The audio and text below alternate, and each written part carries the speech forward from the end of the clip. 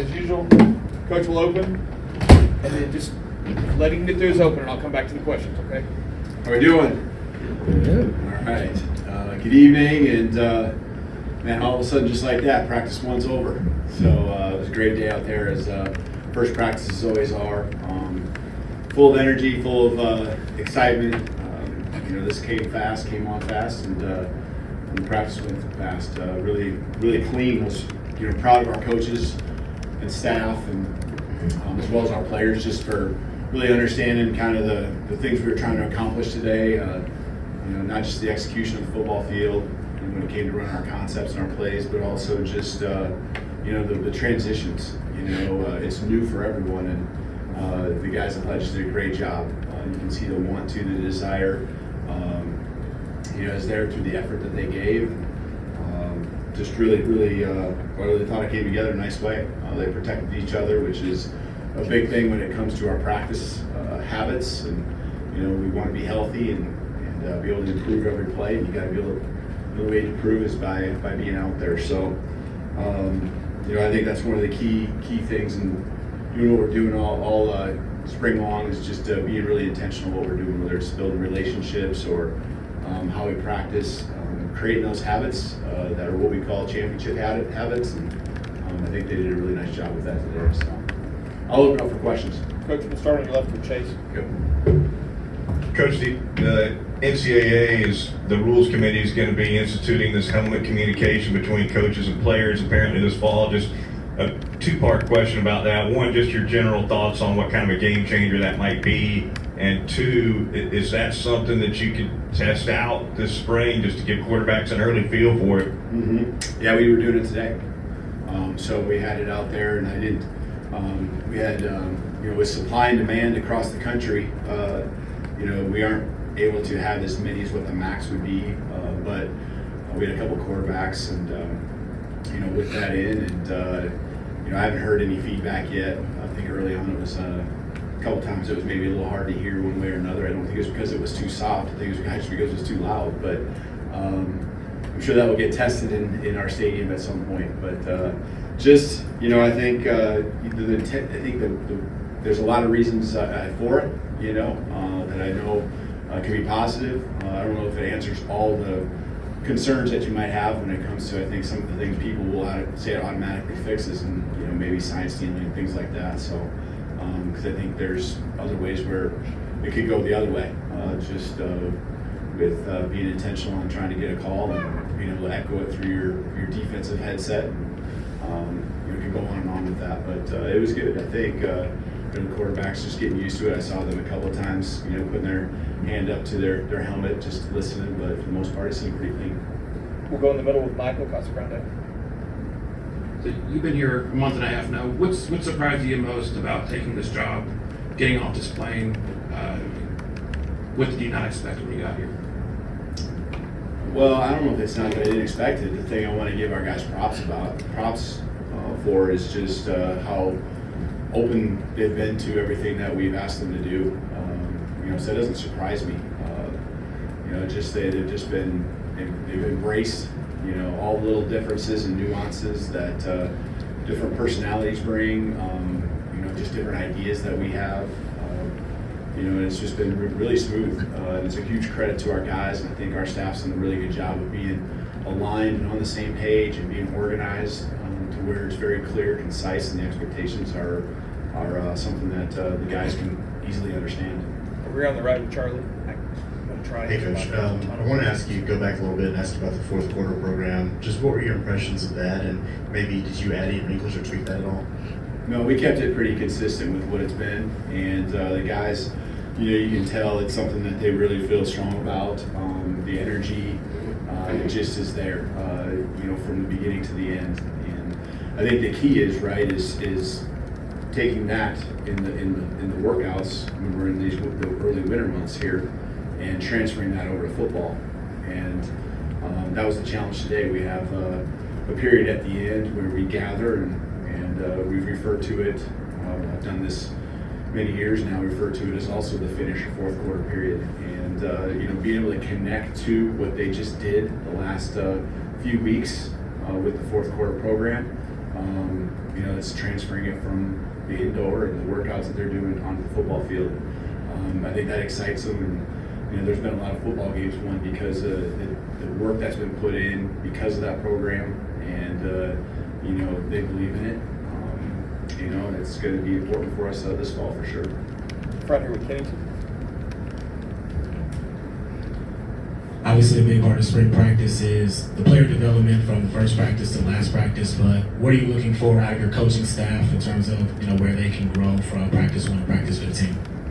Well, I told the players, they're excited to watch their own film now because, when you bring in the concepts, whether it's offense, defense, special teams, the coaching staff brings in your ideas, which usually involve cut-ups that are from the programs you come from. And so I just told the players when we broke down that we get to watch some of their film, which I know they're all excited to do. And, from a coaching standpoint, to me, there's a lot of pieces to our job, but right now it's for us to give them feedback.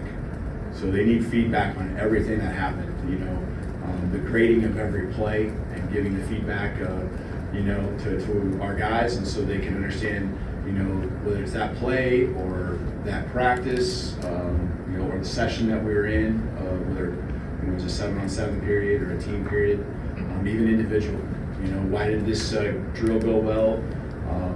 And giving feedback all the time. That's a big priority for us as a coaching staff, so that way the guys can continue to understand the expectations, continue to improve.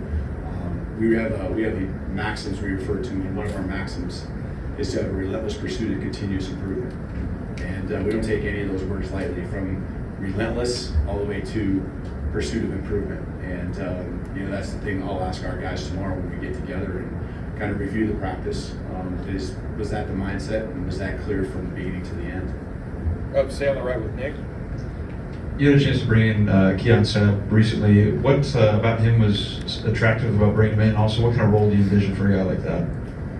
Yeah, I mean, you bring a guy like him in to be an impact player for you, and his experiences, not just each and every play, but also the experiences and leadership that as he's here longer and longer than we would expect from him, because of the level that he took his team to, winning a championship. That fits in well with what we're trying to accomplish and what we're trying to do. And just the character makeup, aside from, of course, what we know as a great football player, he just is a really good fit for us. It's been a pleasure getting to know him more and more each and every day, just seeing how he's operating. And right now he's just going by his work, but you can tell he's got that it factor. He's got the leadership piece within him, to where I know we'll be counting on him this fall. The left with Katie. You talked in your opening about the championship habits, and then recently about the maxims. Are those the same thing, or kind of what are some of the pillars that you like to build your programs on? Yeah, it is. It's we have the maxims to refer to them, and number one is winners win, because that's what winners do. And winning, I know that's a results-oriented kind of piece to it, but what we really focus on is what the winners do, and the winners in our program have an attention to detail. They compete, and we go on and on. We have a list of those things. The habits they create each and every day will lead to the winning aspect, and we're never going to shy away from that being really important here at Alabama. The second one is first be your best, and then you'll be first. And in there, it's be your best. And when you just bring your best energy, attitude, and effort every day, and that's the number one thing and the only thing we really ask of our guys, and the rest takes care of itself. When we do that, good things are going to happen, especially when you have the talent, when you have the coaching and the skill, the players that are within this program. Good things are going to happen. And in order to be your best, you have to have the relentless pursuit of continuous improvement that I referred to. Go to Nick here in the middle. Through your career, have you developed kind of like benchmarks you're looking the team to hit, either chemistry or on the field wise, through a spring, that specifically the first spring? I think every year is different, and you have to start over from scratch. If this is year 2 for me here, I would still go back to the bare bones of setting down the expectations, because we're around 30 new players that are here in the program, and with that, you have to talk about what's the tempo that we're operating with in practice with when we're helmets and spider pads? What is it when we're helmets and shoulder pads? What is it when we're full pads? You have to go back to those detailed conversations and lay out the expectations in a way where everyone's on the same page, because there's guys that took their first snaps, as a college football player here. I understand some of these guys, a lot of these guys did do some things during the bowl season as early enrollees, but we would start over from scratch, and we would be, again, intentional on, our communication as coaches. We would be intentional on what we're asking, and the new leaders that are having to step up, they may have been leaders before, but there's a new dynamic that takes place, because there are some guys that are gone that were pretty integral pieces to not just the production, but leading this football team last year. So it all starts over, whether it's first year or second year or third year, it all starts over. Time for a few more. We'll go to Tony. Yeah, kind of on that. Is it a clean slate with the players, and have you conveyed that to them? Is that kind of the message that you're sending? Is everything's a clean slate and we're going to work from here? Yeah, I don't know if I really said it in those terms, but the others, I mean, you're gathering information every day, right? I'm getting to know them, they're getting to know myself and the staff, and so those first impressions, I know are important for those guys as they're out there today competing and going making plays, and the intensity was high, and I would expect it to be that as they, like you said, have kind of a new slate, and everyone start from the same point. Go to Ryan. Coach, kind of touching on that, you talk about depth chart and different stuff. Obviously, I'm not asking for a depth chart, but you have players. I mean, you sat next to Jalen Milroe at the basketball game. Is that your guy going into it, or do you clean slate every year with every position? Yeah, I mean, you want competition, right? And so the competition is always going to be there. And yeah, someone had to take the first reps today, with the ones when we lined up, and we referred to him as that, and Jalen did, So he's putting everything into it he can, along with the other guys that took those first reps. But I fully expect those guys that are really hungry to be pushing those guys that are ahead of them to be their best, and that's what you want in a football program. And that's certainly going to be the case here with so many good football players here want to get on the football field. In the back. Two more. Coach, you mentioned that this is new territory and new waters for everybody. With the players and interactions with your new coaching staff, what was your first overall impressions of them, say, at practice? Yeah, I think they really take coaching well.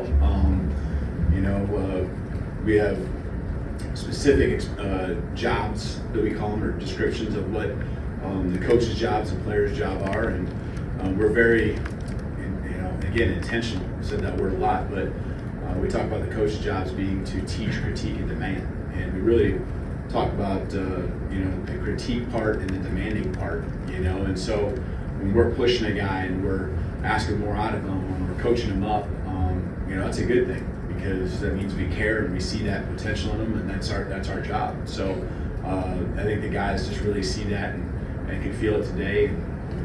From a player standpoint, is to continue to grind, to continue to refine what they do, and compete each and every play. Okay, we're going to finish up here with Matt. I know I didn't get everybody, but we'll get you next time. How much of today, I guess, how smooth was it seeing just for players, like learning how practices work now, just where drills are and all of that? Yeah, we talked through the last week a few different times just on where these locations are for each session, and it was actually pretty smooth. The guys had a pretty good feel of where to go, and just really what it allows you to do is then have the expectation of hustling and having it bounce in your step, and the energy never fell off the entire length of practice. So I think when it comes to execution, as far as just how smooth things were, I think practice one is pretty easy. It's your base stuff on each side of the ball. I think where it will get hard is when we get into each continual install, practice 2, but then especially practice 3 and 4 and 5, as we continue to put more in offensively or defensively, and then the other side of the ball is actually putting something in as well. And that's when it becomes something where not just what you have to do, but also what you're going against across from you. So, today was great. I thought it was smooth from transitions to just how hard we competed, and guys stayed up, and again, that helps with our health. And I thought the execution actually was pretty good. You know, it's going to be a give and take. That's what you want from the head coach standpoint. The offensive guys, of course, want to dominate. The defensive guys want to dominate each and every play. But from my standpoint, I want to see that good give and take, and that was certainly the case today. All right, Coach. Thank you. All right, thank you. Roll Tide. Roll Tide.